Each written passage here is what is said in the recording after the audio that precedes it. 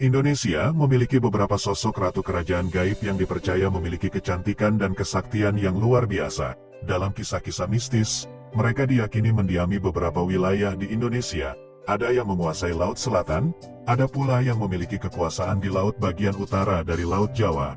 Penasaran siapa saja sosok-sosok perempuan ini? Simak kisah mereka dalam video berikut. Nyi Pelet adalah tokoh dalam mitologi Jawa yang dikenal sebagai wanita cantik yang memiliki kekuatan untuk memikat hati pria. Konon, ia memiliki ilmu pelet yang sangat kuat dan mampu membuat siapa saja yang terkena peletnya menjadi takluk pada kehendaknya.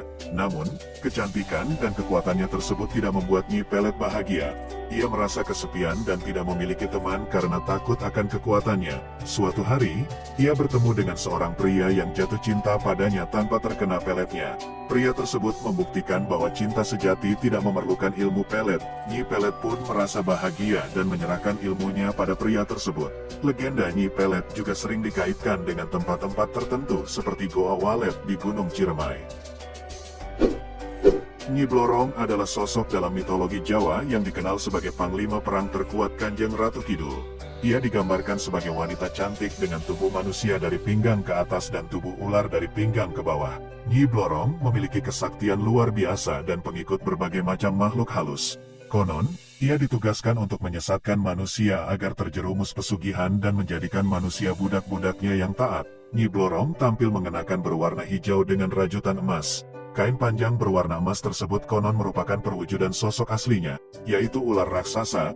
Menurut legenda, Nyi Blorong dipercaya dapat mendatangkan kekayaan bagi orang yang tertarik mengajaknya untuk bersekutu. Setiap kedatangan Nyi Blorong, ia akan meninggalkan kepingan-kepingan emas di tempat ia menemui orang yang menjalin hubungan dengannya sebagai imbalan. Emas tersebut konon sebenarnya merupakan sisik-sisik tubuhnya. Pesugihan dengan Nyi Blorong dipercaya membutuhkan tumbal arwah manusia pengikutnya. Saat ajal, arwah pengikutnya itu akan menjadi bagian dari penghuni keraton gaib Laut Selatan untuk selamanya. Selain itu, dalam jangka waktu tertentu, Nyi Blorong juga meminta tumbal nyawa untuk menambah jumlah prajurit serta meningkatkan kecantikannya.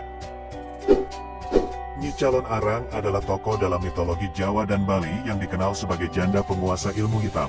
Konon, ia sering merusak hasil panen para petani dan menyebabkan datangnya penyakit. Nyi Calon Arang memiliki seorang puteri bernama Dia Ayu Ratna Manggali, yang meskipun cantik, tidak dapat mendapatkan seorang suami karena orang-orang takut pada ibunya. Karena kesulitan yang dihadapi puterinya, Nyi Calon Arang marah dan ia pun berniat membalas dendam dengan menculik seorang gadis muda. Gadis tersebut ia bawa ke sebuah kuil untuk dikorbankan kepada Dewi Durga. Hari berikutnya, banjir besar melanda desa tersebut dan banyak orang meninggal dunia. Penyakit pun muncul. Raja Airlangga mengetahui hal tersebut kemudian meminta bantuan penasehatnya, Empu Baradah, untuk mengatasi masalah ini. Empu Baradah lalu mengirimkan seorang muridnya bernama Empu Bahula untuk dinikahkan kepada Dia Ratna Manggali. Keduanya menikah besar-besaran dengan pesta yang berlangsung 7 hari 7 malam, dan keadaan pun kembali normal. Nyi Calon Arang mempunyai sebuah buku yang berisi ilmu-ilmu sihir. Pada suatu hari, buku ini berhasil ditemukan oleh Empu Bahula yang menyerahkannya kepada Empu Baradah. Saat Nyi Calon Arang mengetahui bahwa bukunya telah dicuri, ia menjadi marah dan memutuskan untuk melawan Empu Baradah. Dalam mitos yang berkembang, Nyi Calon Arang digambarkan sebagai sosok perempuan yang sangat kuat dan sakti mandraguna yang menyembah Dewi Durga dan bisa berubah menjadi leak. Nyi Gadung Melati adalah sosok dalam mitologi Jawa yang dipercaya sebagai penjaga gerbang Gunung Merapi. Menurut kepercayaan Jawa, Nyi Gadung Melati memiliki tugas untuk memelihara kehijauan tanaman di lereng Merapi. Selain itu, ia juga dipercaya sebagai pemimpin makhluk halus di Gunung Merapi. Konon, bila Nyi Gadung Melati hadir dalam mimpi masyarakat lereng gunung, maka hal ini menandakan bahwa Gunung Merapi akan meletus. Dalam mitos yang berkembang, Nyi Gadung Melati merupakan sosok perempuan cantik yang sudah janda. Ia diyakini memberikan kesuburan dan alam yang hijau di lereng Merapi. Sebelum meninggal, Nyi Gadung Melati hidup bersama anak sematawayangnya. Suatu ketika, ia meminta anaknya untuk mengambilkan air di sebuah sumur. Namun, anaknya malah mengambil air dari sungai yang jauh. Karena merasa dikhianati oleh anaknya, Nyi Gadung Melati pun mengutuk anaknya menjadi seekor ular. Sejak saat itu, ular tersebut dipercaya sebagai penjaga gerbang Gunung Merapi. Nyi Lanjarsari adalah sosok dalam mitologi Jawa yang dipercaya sebagai penguasa laut utara Pulau Jawa, khususnya di utara Pekalongan. Ia juga dikenal dengan julukan Dewi Lanjar. Menurut kepercayaan masyarakat Pekalongan, Nyi Lanjarsari memiliki keraton gaib yang berada di pantai Pekalongan, di sebelah Sungai Slamaran. Nyi Lanjarsari digambarkan sebagai sosok wanita cantik dengan tubuh manusia dari pinggang ke atas dan tubuh ular dari pinggang ke bawah. Ia memiliki kesaktian luar biasa dan pengikut berbagai macam makhluk halus. Menurut legenda, Nyi Lanjarsari memiliki hubungan darah dengan Ratu Kidul, penguasa Laut Selatan Jawa. Versi lain menyebutkan bahwa Nyi Lanjarsari sebenarnya adalah Rantam Sari yang merupakan istri Raden Bahu. Jika ditarik garis keturunan, ia adalah Nawangsi, adik dari Nawangwulan yang juga Ratu Kidul di pantai selatan Jawa. Nyi Lanjarsari kerap dikaitkan dengan berbagai peristiwa-peristiwa misterius di pantai utara. Orang-orang Pekalongan juga mengaitkan Dewi Rantam Sari dengan Dewi Lanjar. Dewi Sri adalah sosok dalam mitologi Jawa yang dipercaya sebagai Dewi Padi dan Kesuburan. Ia juga dikenal sebagai Dewi Sri Laksmi dalam agama Hindu. Menurut kepercayaan Jawa, Dewi Sri memiliki peran penting dalam dunia pertanian dan dianggap sebagai pelindung kelahiran dan kehidupan. Ia juga dipercaya sebagai dewi yang menguasai ranah dunia bawah tanah dan dapat mengendalikan bahan makanan di Indonesia, terutama bahan makanan pokok seperti padi. Dalam mitos yang berkembang, Dewi Sri digambarkan sebagai sosok perempuan cantik dengan wajah khas kecantikan alami gadis asli Nusantara. Ia sering digambarkan dengan memegang setangkai padi atau teratai merah di tangannya. Konon, ia memberikan kesuburan dan alam yang hijau di lereng Merapi. Dewi Sri juga sering dikaitkan dengan legenda tentang asal-muasal tumbuhan terutama padi. Cerita tentang Dewi Sri telah menjadi bagian dari budaya masyarakat Indonesia. Nyi Roro Kidul adalah sosok supranatural dari cerita rakyat Indonesia. Ia dipercaya menguasai Laut Selatan dalam mitos Sunda dan Jawa. Nyi Roro Kidul mulanya merupakan putri kerajaan Sunda yang diusir ayahnya karena ulah ibu tirinya. Dalam perkembangannya, masyarakat cenderung menyamakan Nyi Roro Kidul dengan Kanjeng Ratu Kidul.